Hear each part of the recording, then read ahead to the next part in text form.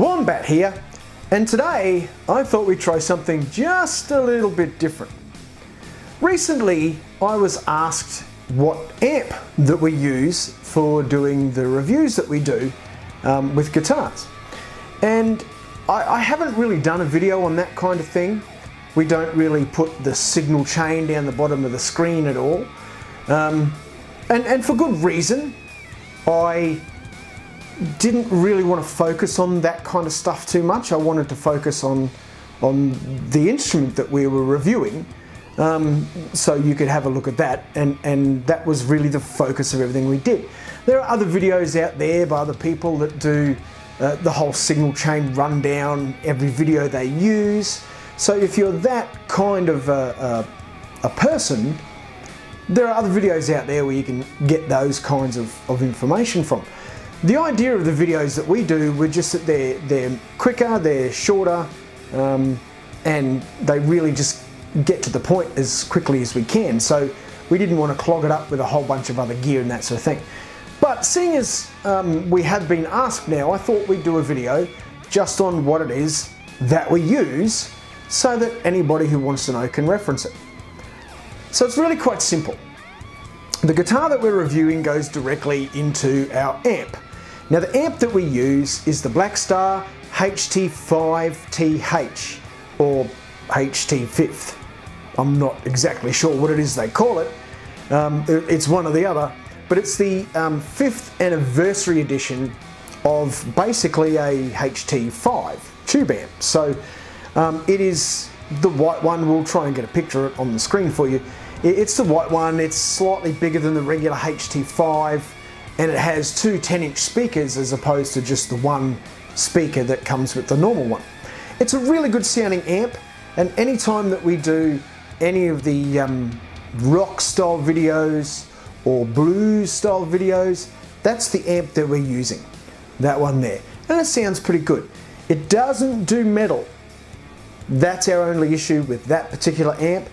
It really doesn't get into the high gain stuff real well, in my opinion. So if we do videos that require a higher gain sound, we just simply use something else. And it's usually at this point in time my personal practice amp, and the amp that I use for my students, which is the Blackstar ID15 TVP, which I did a review on a while back, quite a long while back, and you can check that out on the channel. If I remember, I'll try and stick it up in a card or something up the top, so you can go and have a look at that if you want to. So we go straight from the guitar, straight into the amp, no pedals, or at least very rarely pedals. And we mic that amp. We don't go direct in, we mic that amp, and the mic we use is a Shure PG57.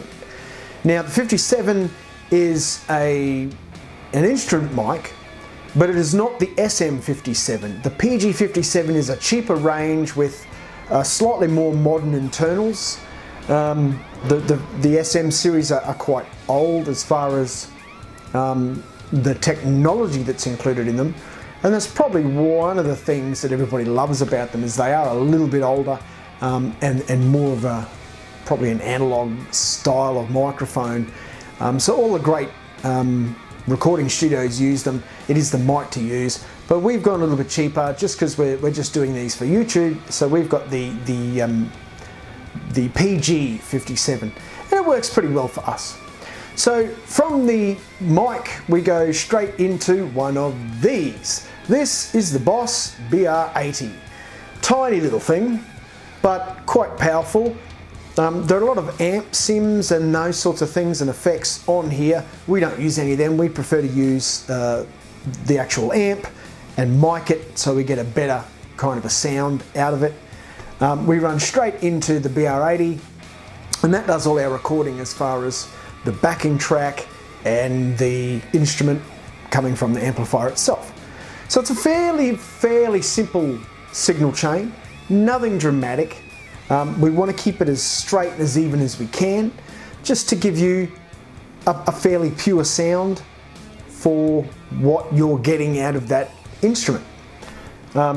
We don't do anything in post. So once it's recorded, there is no fiddling with EQ, there's no added effects, there's none of that. When she goes straight into the BR80, all of the EQ is 12 o'clock, nothing changed, no effects added, so that we get the actual sound of the guitar. So I don't want to make it sound better in post. That just simply doesn't happen. I want it to be fairly true and honest sound of the guitar, so that you guys can have a quick look and a quick listen and move on probably to the next video about that guitar. Because if you're anything like me, when you're reviewing or looking at a guitar to purchase and you're looking to see what reviews are out there, you will watch a handful of reviews on the same guitar just to make sure everyone's saying the same thing, or just to hear the different sounds that people are offering. So yeah, that's about it really. It's a fairly small signal chain, but it's designed to give you as basic a sound as we can, so you get kind of the true flavour of the guitar coming through. So there you go, that's it. Just something a little different today, and hopefully that's answered any questions in that kind of a thing that you guys might have. If you do have any questions that you want to ask, feel free to drop a comment down below, and I always do my best to get round to everybody and try and answer them as I can. But that's it. So there we are. Don't forget to subscribe. Thank you so much for watching, and as always guys, rock on!